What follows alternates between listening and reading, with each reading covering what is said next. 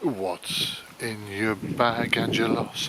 Tell us what's in your bag, you bastard. Welcome to the 2022 What's in my bag, Wimb. I'm going to do this quite quickly this year because I'm running out of time. My bag has been in flux for a lot of the year, but the clubs that I'm about to describe are pretty well the clubs that I've been using most of the year. They're actually all about to change probably as we head into late summer and autumn, but these are the clubs that I've used mostly throughout the year. Okay, without further ado, let's start with the irons because these are all new this year.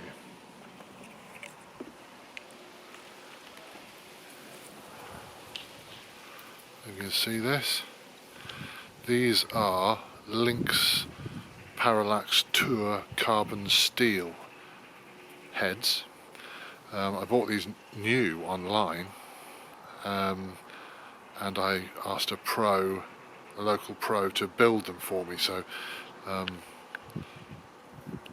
bought the heads and the ferrules and the shafts and the grips, and asked this pro Rob, thanks Rob, to build them for me. The heads are Lynx Parallax carbon steel tour irons. We think even the current owners of Lynx Golf don't know much about these heads. We think they're from about 2005. We think this is when Golfsmith took over Lynx. Lynx went into a bit of monetary problems. But they could have been the Lynx clubs that were built for Payne Stewart just before he died in a plane accident, unfortunately. But anyway, they may not have been, but they're relatively unique. I like the way they look. They're players' irons. They're a little cavity back, but they're basically, it's a little cavity back really. You can see this. Pretty thin top line, not much offset. Pretty thin sole. They're not very strong lofted, but they're not particularly weak lofted either. So they're sort of compromise set. I'll be honest with you, I'm not sure if they're much good, but I'm sort of into Lynx Golf at the moment on account of a putter I've been using. So I thought I'd build a Lynx bag, and I got these built for me, and they're quite nice. They feel all right. They're a compromise set. When you flush them, they feel lovely. This 5-iron is, we think, about 26 degrees, which is sort of mid-range. It's not modern lofted, not by any means, but it's not particularly traditionally very weak lofted either. The shafts, which I bought as well, are Cleveland Action Light 55 by Mamiya. Regular flex, I've always got on with these. And the grips are my favourite. Bored of going on about these. These are Golf Pride Tour wraps. I call them softies. They're white. They're mid-size, and I have 2 layers of tape under my grips. So that's the 5-iron. We think that's about, haven't had this checked for loft. We think it's 26 degrees. We think the 6-iron is 29 degrees. We think the 7-iron is 33. The 8-iron is 37. The 9-iron we think is 41. The pitching wedge we think is 46. I hit the pitching wedge about on average, I don't know, 110 yards, something like that. Probably hit the 7-iron about on average, I don't know, 140, something like that. So they're my irons. Onto the wedges. This is the only new club I've bought. I built the other ones, but this is the only new club I've bought. This is a Cleveland RTX 3 from 2017, 50 degree gap wedge. I bought it new. It's not new, of course it's 5 years old now, but I bought it new. It's been heavily discounted. Bought it because it's very spinny and I need my wedges to be spinny. So that's the Cleveland RTX 3 gap wedge. Love it.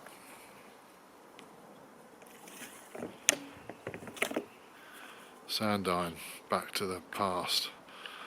This is a very old club. This is the oldest club I've got in my bag. It's from about 1985 or 86, 87, something like that. It's whatever, 35 years old, something like that. It's a beryllium copper original Lynx parallax sandine with a loft of 55 degrees. It's got a Lynx graphite shaft, which I think is about 1 inch longer than standard, and a bog standard tall velvet Golf Pride grip. I use this club always from around the green these days. I think it's the second best, or one of the two best bunker clubs ever built. The Ping Eye 2 and the Lynx original Parallax. They're like little shovels. They're just brilliant from bunkers. But I use that out of bunkers obviously, and also for all around the green with chip and runs, all kinds of stuff. It's really great. Then my lob wedge.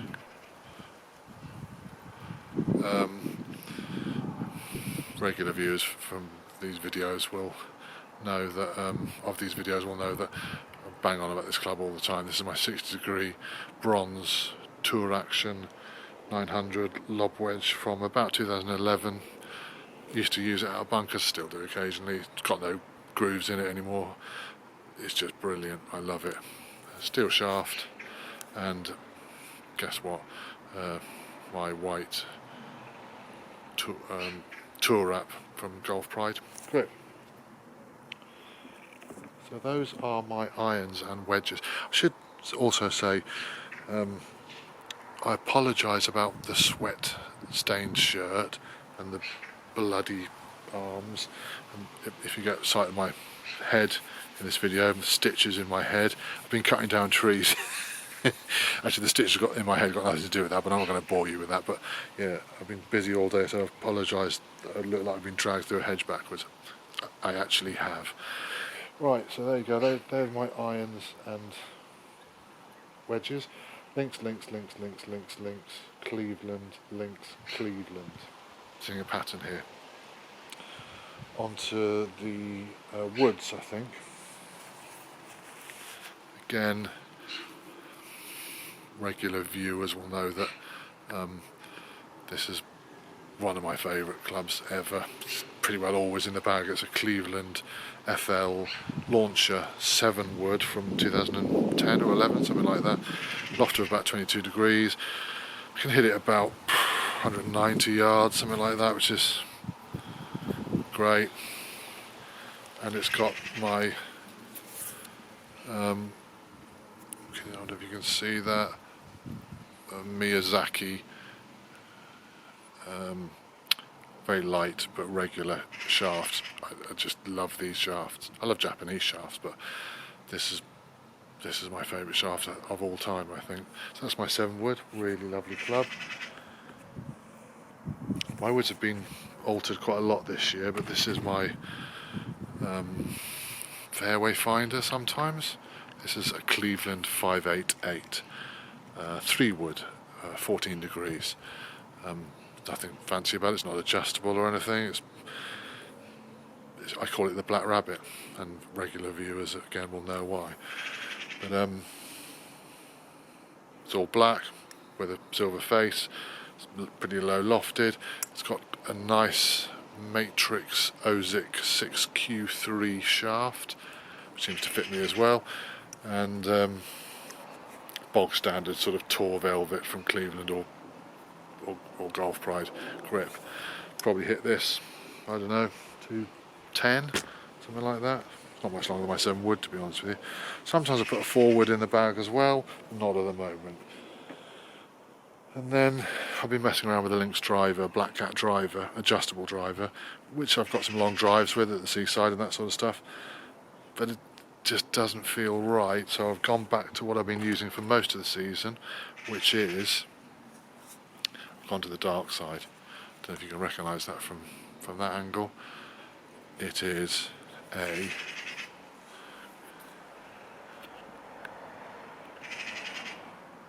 tailor-made original one mini driver from 2019. It's 275cc heads, so it's with a low loft of 13.5 degrees. So it's a 2-wood effectively, but they call it a mini drive. I call it a 2-wood. Brought out in 2019. That's 50 years as a sort of celebration of the original one. The Pittsburgh Persimmon, brought out in '79, and this allegedly looks a bit like it. Well, the bottom of it might do a bit, but the top doesn't. It's carbon fibre crown. I just seem to hit this better than drivers, although I don't hit it as far. It's just easier to control. My drivers are quite often wild. This quite often isn't. So I hate to use a tailor-made club, but I'm using one at the moment. Have been all year, or most of the year. It's got twist face technology, whatever that does to it. It's got a sort of 3-wood length shaft. It's a Diamana 55 regular flex by Mitsubishi, with a Gulf Pride multi-compound grip. And it goes as long as, well, almost as long as my driver. It's just a lot straighter. So it's sort of stuck in my bag. I don't like putting a tailor-made club in my bag, but I've done it. So there you go. So I've got a 2-wood, a 7-wood, and a 3-wood. Sometimes a 4-wood instead of the 3-wood, but I'm tempted to get rid of the 2. Well, not get rid of it, but keep it out of the bag and just use a 2-wood and a 3-wood, my Cleveland 3-wood and my Cleveland 7-wood, and leave it at that, because I don't like playing with tailor-made clubs. Anyway, so that's the woods. Tailor-made Cleveland, and then we're on to the putter. I was fitted for this online. This comes from a company called Lab Golf. They're out of Oregon, Eugene in Oregon. So think Western Seaboard, think Portland. A few hundred miles south of Seattle or Vancouver, a few hundred miles north of San Francisco, and they make weird looking putters. And this is a lab putter, which stands for lie angle balanced, I think, which means that most putters are toe heavy or heel heavy or toe heavy, but this one, if you can see this, if you just lie it wherever you put it, it just stays wherever you put it. It's not biased at all.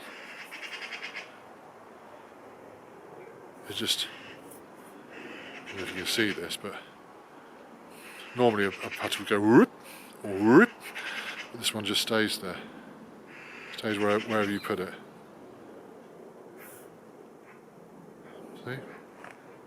Normally putters would do this, toe biased, or this heel biased. This just stays there, which means there's no torque in it, so you can just move it back and forwards. It doesn't alter its angle. I get the technology, and I'm trying to make it work. It is smooth. It does promote a smoother action. Just it feels quite light, so you have to give it a bit of a bang. But I'm getting to grips with it now after leaving it out of the bag for most of the season, and I think it's going to stay in there. I know it's ugly. God, it's ugly, isn't it? But yeah, I was fitted for it online. It's not new, it's second hand. I bought it for a couple of £100, but it's new. They're sort of £500. It's, I don't know if you can see this. It's probably can't see it. It's a very upright shaft, something like 80 degrees, so it's almost 90 degree upright 75, 80 degrees, something like that. I tend to putt quite upright, and it's got a forward-leaning shaft. You definitely can't see that. So you're always forward-leaning the shaft without even trying, which is good for putting. And like I say, it's lie-angle balance, so the head doesn't rotate when you take a putting stroke. Yeah, it's a ridiculous-looking thing. It's massive, isn't it? But I think I quite like it. I've been putting quite well this year, although I've been using my Lynx LTP9 for most of the year. I just think this will probably suit me better as I get older and older and yippier. So that's a Lab. I think it's called a Directed Force 2.1. Snappy name, from 2018. So that's my putter, my woods, my irons, and my wedges. Let's just quickly talk about balls.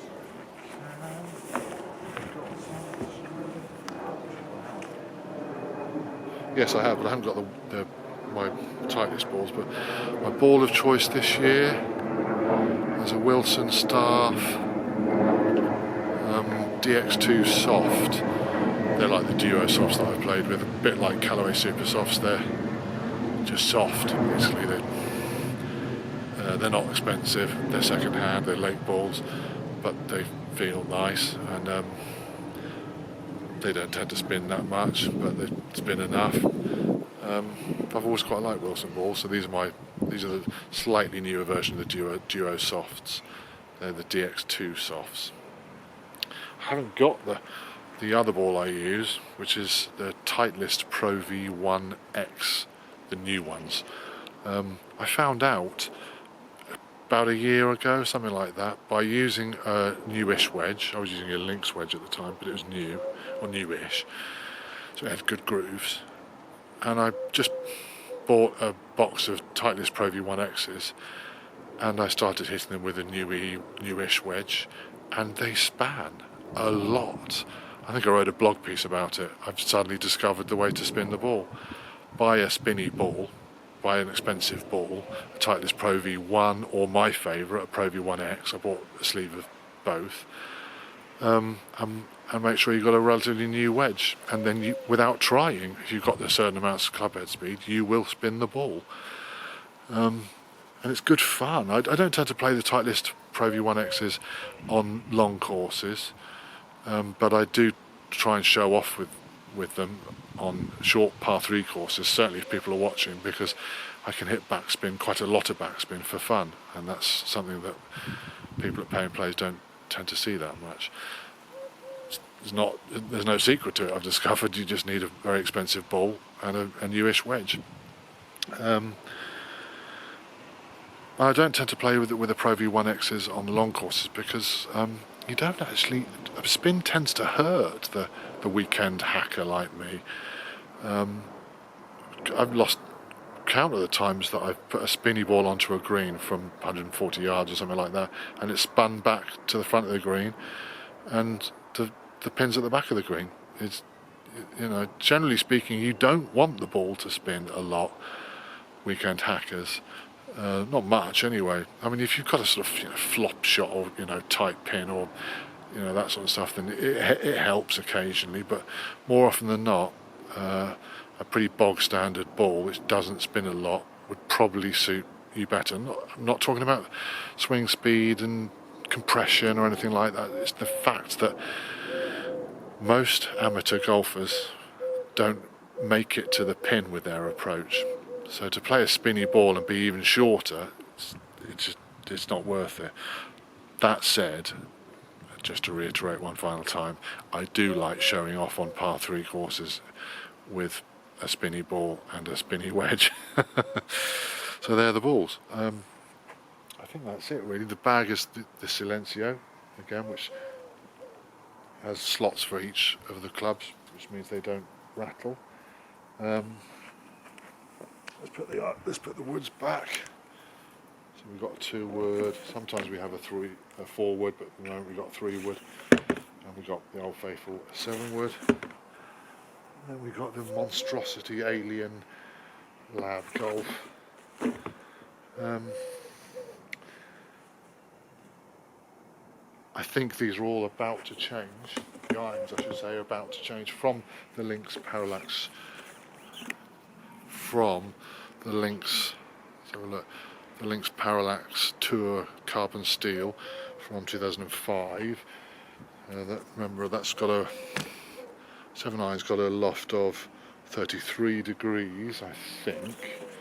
About to change it, I think, back to what sometimes fills me with a lot of confidence. These are Cleveland 588 TT irons. That's Tour Trajectory, which means they hit them a little bit lower than their sister set, the MT, the mid trajectory set. I played around today and hit the 7-iron just to see how it was going, and I absolutely pured it. This has got a loft of about half a club stronger than the Lynx Parallax Tour carbon steel, so this is about 31 degrees as opposed to 33 with the Lynx irons. I should be able to hit my 7-iron of 31 degrees, 150 yards. And it just feels more powerful. I know they're uglier. I know they're sort of more cumbersome and thicker top line, and but I know the grip is slightly weird. This is a Tacky-Mac oversized grip for people with arthritic hands, which I expect I'll be in that club shortly. But it means I can't turn the club over so quickly with great big grips, and that helps me, so I'm not pull hooking shots too much. That's the idea. So these grips are nice. They sort of fit my paws, my big paws. And look,